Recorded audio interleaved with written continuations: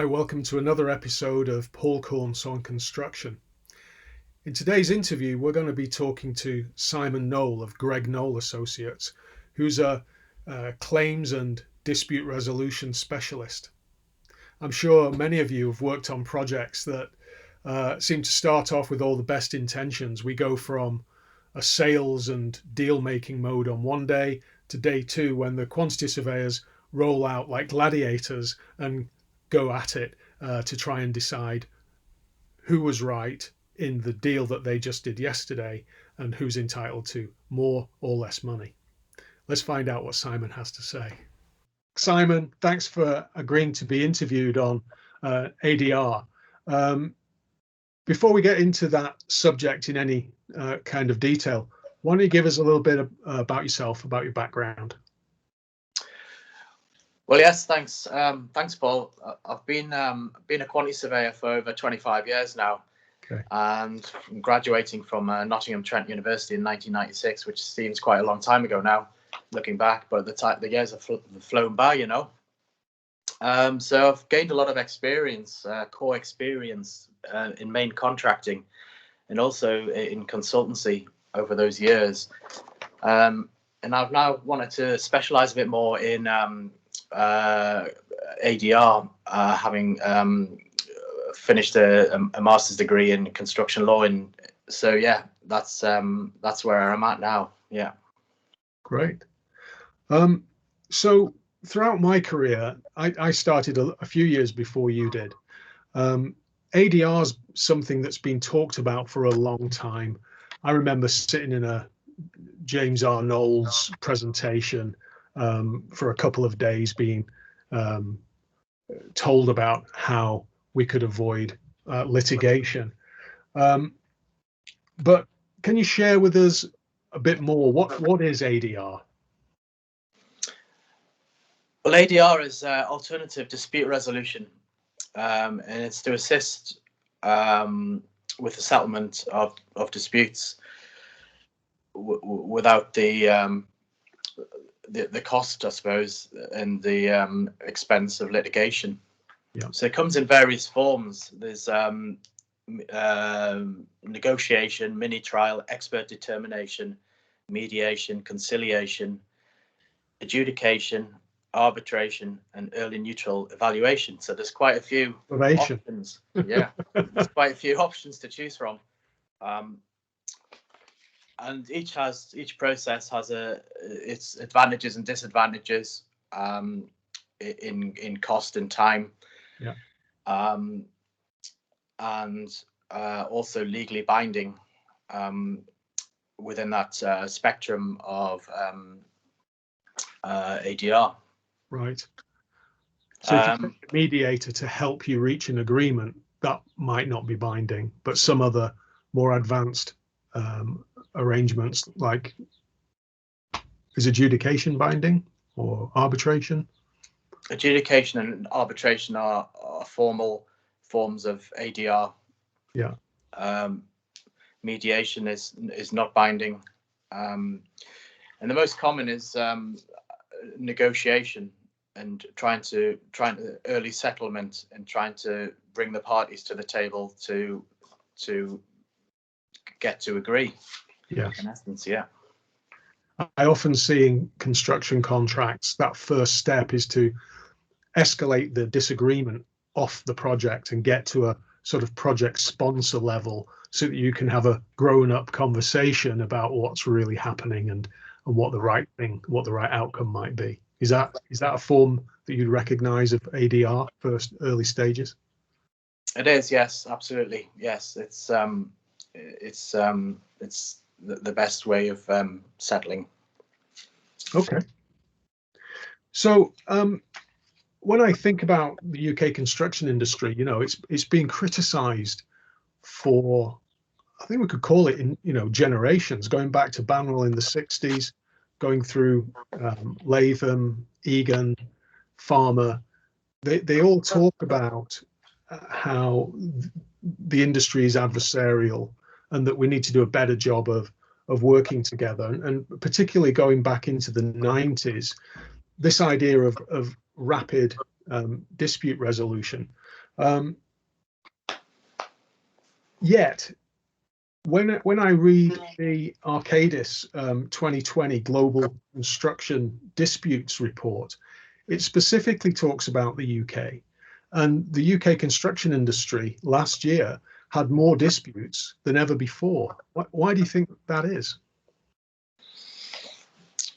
Well, I think, yeah, the COVID, the pandemic has had a massive impact on construction from my own experience as well in the past 18 months, well, the past year, and delay and disruption, productivity, suspension of the works.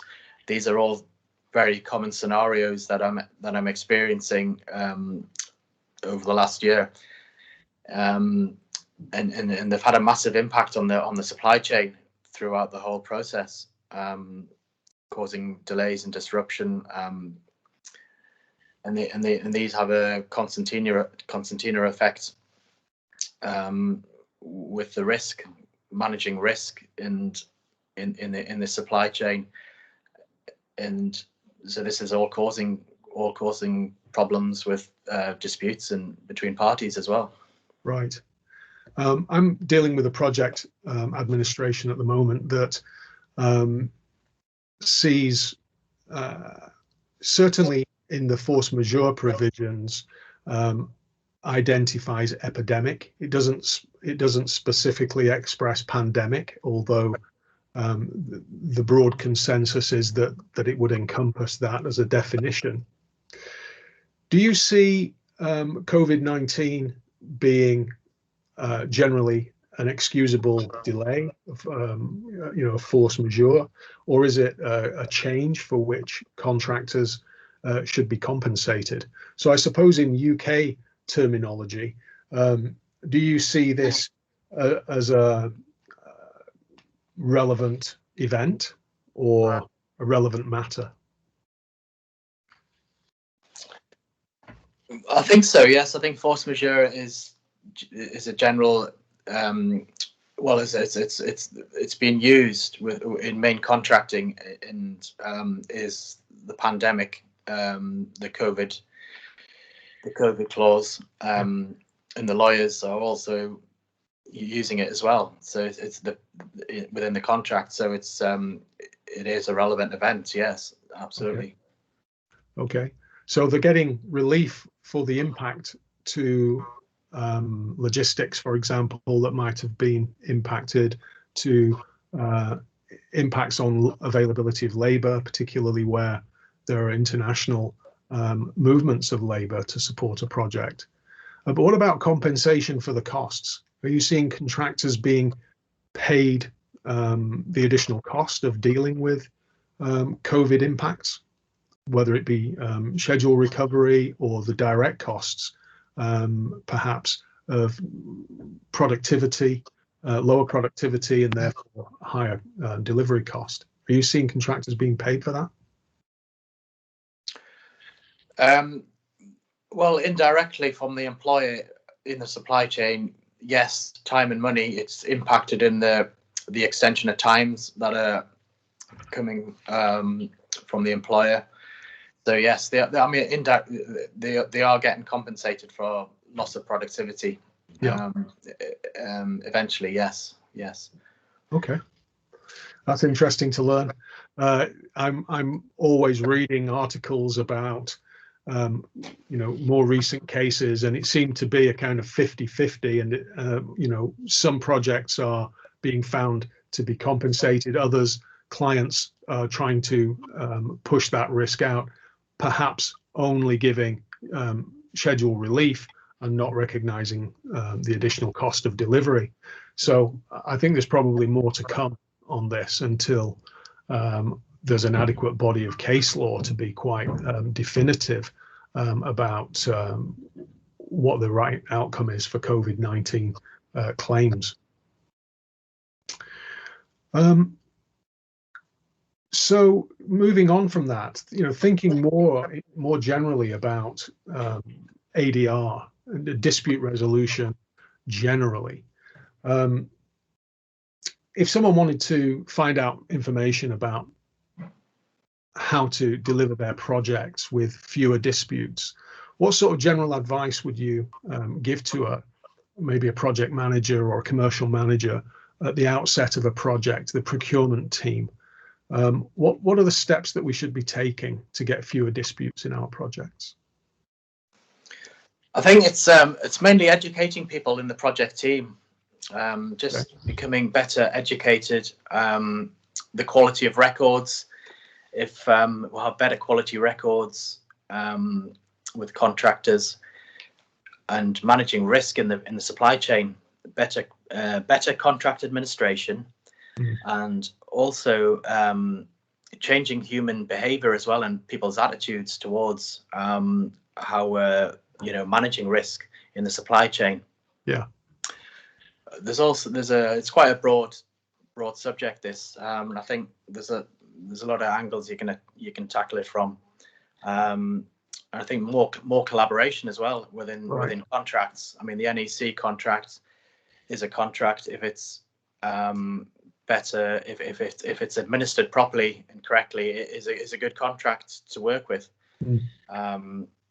It's got a good philosophy of best practice that is better than other forms of contract. Right. And also, I think sticking to guidance notes on the RICS guidance notes on conflict avoidance and dispute resolution. These are key. Do you have any high points of those guidance notes, kind of general guiding principles? Well, again, we'll go back to negotiation. So go back to the try and negotiate early on, early intervention between the disputing parties, and the introduction of the conflict avoidance process that RICS do, the CAP, which is a contractual mechanism helping parties to avoid getting embroiled in prolonged and damaging disputes. These are really toolkits that the projects can use for early intervention in negotiation before we go to. So we also see, I believe, in NEC the increased use of adjudication, so a rapid dispute resolution mechanism. Do you find that to be the case?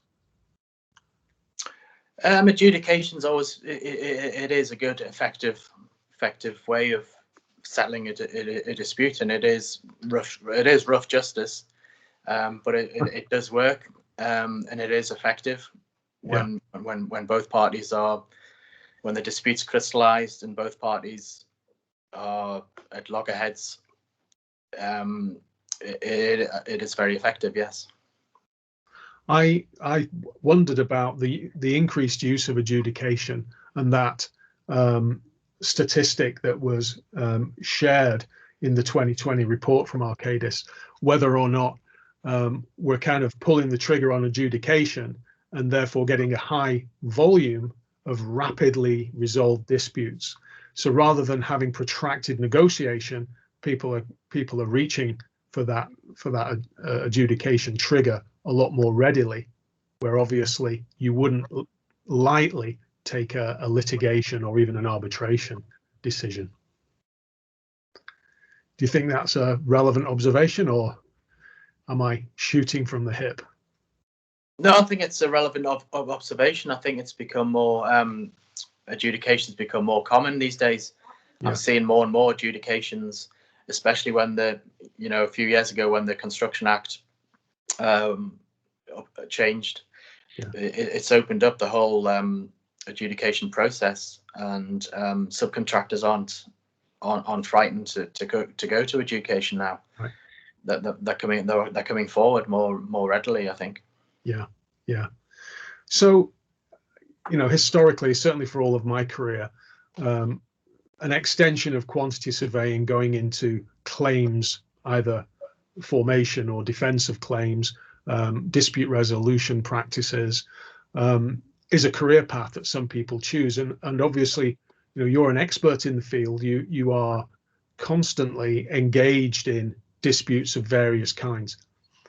If someone saw that as an appealing career choice, where might they look to get some training and to become more formally qualified to engage in that kind of work? Yeah, I mean, the RICS is the best place to look for training.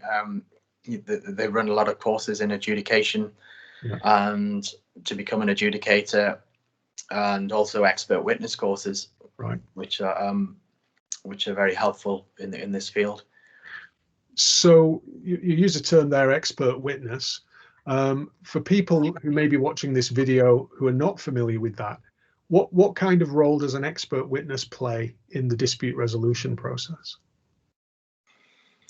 Well, an expert is highly qualified in his field, whether it be civil engineering, whether it be building, whether it be oil and gas. So an expert will attention to detail. Every expert has great attention to detail, and just looking at the fundamentals of quantity surveying. These are the key points. So are they providing evidence into an adjudication or an arbitration so that their opinion informs the panel that are making a decision? That's correct, yes. So they can be part of an arbitration, and they form the opinion. They give their expert opinion on a matter of building or civil engineering, Right. that works the way it should be done, the proper way. Yeah. Okay. And so I also noticed that you're a member of the get this right. You're a chartered arbitrator or a member of the Institute of Arbitration. I'm a member of I'm not. Yeah, I have to. I'm a member of the Chartered Institute of Arbitrators. Right. So I'm not actually an arbitrator. You don't practice as an arbitrator, but you're affiliated to that organization. How would someone go about becoming a member of that institute, and how might that benefit their career? Well, yes, it has. I mean, it will certainly benefit your career. It's not an easy option, becoming an arbitrator. But there's a whole body of education in the Chartered Institute of Arbitrators to become a mediator, or an adjudicator, or an arbitrator. There's a lot of training there and a lot of support. And certainly, yeah, there's a lot of education in that in that field. Yeah. Okay. And would you still recommend going to RICS as a first stop over trying to go to the Chartered Institute of Arbitrators?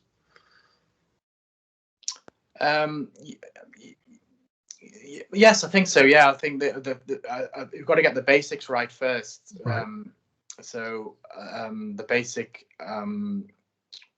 knowledge of construction and quantity surveying, with all the competencies and the core knowledge, the RICS will train you on that. And then once you've got the experience, the grounding for the quantity surveying and the construction knowledge, then arbitration, you can move into that field and certainly get trained to a lot higher level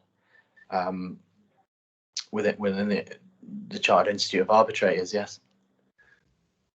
I smile when you were talking about getting the basics right, because I can't help but feel that if we got the basics right a bit more often, we'd have a whole lot fewer disputes in the first place. Well, that's absolutely right, Paul. It's getting the fundamentals right from the outset, isn't it? It's contract, basic stuff, contract administration, doing the documents right in the first place and mitigating the risks, and getting the documents right is fundamental, really. Yeah. I think, those misunderstandings that come from poorly drafted documentation, whether that be scopes or specifications that are contradictory, the misallocation of risk, particularly to a downstream party that frankly aren't set up to take on the risk. And then when that eventuality materializes, they're shocked and bowled over that they have responsibility to bear for this risk. And even if they're contractually bound, they were never capable of managing it. And I think that piece of advice, when you're putting deals together for construction projects, to properly and appropriately allocate the risk, that's a huge step forward. It is, yes. Because construction, everyone's trying to pass the risk on to somebody else. Yeah. And if you can manage that risk, then that's the best thing to do. Just lost your video there for a second. You're back in the room. Simon, I think that might have been a sign. We'll draw this interview to a close at that point. But all that's left to do is thank you for sharing your vast experience and expertise in these matters of dispute resolution. Thanks very much. Thanks, Paul. Thank you. Cheers. So I hope you enjoyed that interview with Simon, covering some of the aspects of dispute resolution, some of the options you might choose to take for your project, and hopefully have fewer disputes and more successful project delivery. If you like the video content, please, as always, like the video, subscribe to the channel, and hit that little bell notification so that when future videos are published, you'll be notified.